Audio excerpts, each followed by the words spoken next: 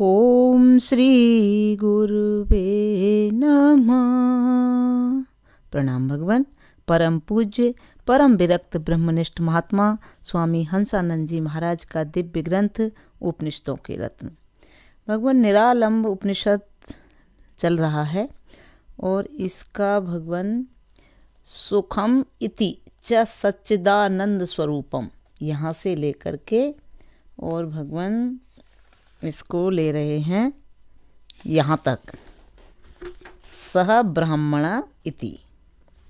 इसका हिंदी भावार्थ करते हैं भगवान। आप सुख अर्थात सच्चिदानंद परमात्मा के स्वरूप को जानकर जो आनंद युक्त स्थिति प्राप्त हो सुख कहलाती है। सुख क्या है इसका बता रहे हैं। सुख अर्थात सच्चिदानंद परमात्मा के स्वरूप को जानकर जो आनंद युक्त स्थिति प्राप्त हो सुख कहलाती है। और अनात्म रूप विषयों का विचार दुख कहा जाता है। दुख का पूछा था, दुख क्या है? और अनात्म रूप विषयों का विचार दुख कहा जाता है। स्वर्ग अर्थात सत्पुरुषों का समागम ही स्वर्ग कहा जाता है। और असत्य संसार के विषय और संसारी लोगों का समागम ही नरक है। बंध अर्थात आदि रहित अज्ञान की वासना द्वारा मैं जन्म लेता हूँ, मैं मरता हूँ आदि जो विचार उत्पन्न होते हैं वही बंधन है। माँ बाप भाई पत्नी पुत्र घर बगीचा खेत आदि मेरे हैं ऐसे संसारी आवरण रूप विचार भी बंधन रूप है। कर्तापन का अभिमान वाला संस्कार भी बंधन रूप है। अणिमा आदि 8 ऐश्वर्यों को सिद्ध करने का संकल्प भी बंधन है। कामना संकल्पों के साथ की गई मनुष्यों और देवताओं की उपासना बंधन है। कामना संकल्पों के साथ की गई मनुष्यों और देवताओं की उपासना बंधन है। यम नियम आदि 8 अंग वाले योग का संकल्प भी बंधन है। वर्णाश्रम धर्म के कर्मों का संकल्प भी बंधन है। आज्ञा भय समय के संकल्प बंधन हैं। समय के संकल्प बंधन है। आज्ञा भय समय के संकल्प बंधन है। यज्ञ व्रत तप और दान की विधियां करने का ज्ञान भी बंधन है। इसी प्रकार मोक्ष का विचार करना यह भी एक प्रकार का बंधन है। संकल्प मात्र से बंधन होता है। अब भगवान आगे कह रहे हैं मोक्ष। मोक्ष क्या है इस पर बता रहे हैं। मोक्ष अर्थात नित्य और अनित्य वस्तुओं के विचार द्वारा अनित्य संसार के दुख सुखात्मक समस्त विषयों पर से ममता रूप बंधन का नाश हो जाए, यही मोक्ष की कल्पना कहलाती है।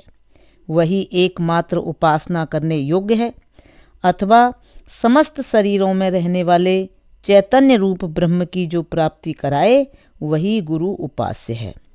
शिष्य अर्थात ज्ञान प्राप्ति द्वारा संसार रूप अज्ञान का नाश होकर गंभीर ज्ञान रूप जो ब्रह्म शेष रहे वह शिष्य है। शिष्य अर्थात ज्ञान प्राप्ति द्वारा संसार रूप अज्ञान का नाश होकर गंभीर ज्ञान रूप जो ब्रह्म शेष रहे वह शिष्य है। विद्वान सबके भीतर रहने वाला आत्मा के ज्ञान स्वरूप को जाने वह विद्वान है। मूढ़ अर्थात कर्तापन आदि अहंकार के भाव पर आरूढ़ मनुष्य मूढ़ है। आसुरी अर्थात जो ब्रह्मा विष्णु शिव इंद्र आदि के ऐश्वर्य की इच्छा रखकर उपवास जप अग्निहोत्र आदि से अंतरात्मा को अत्यंत दुख दे और अत्यंत उग्र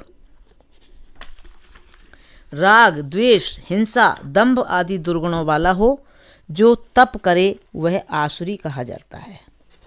और तप अर्थात ब्रह्म सत्य और जगत मिथ्या है।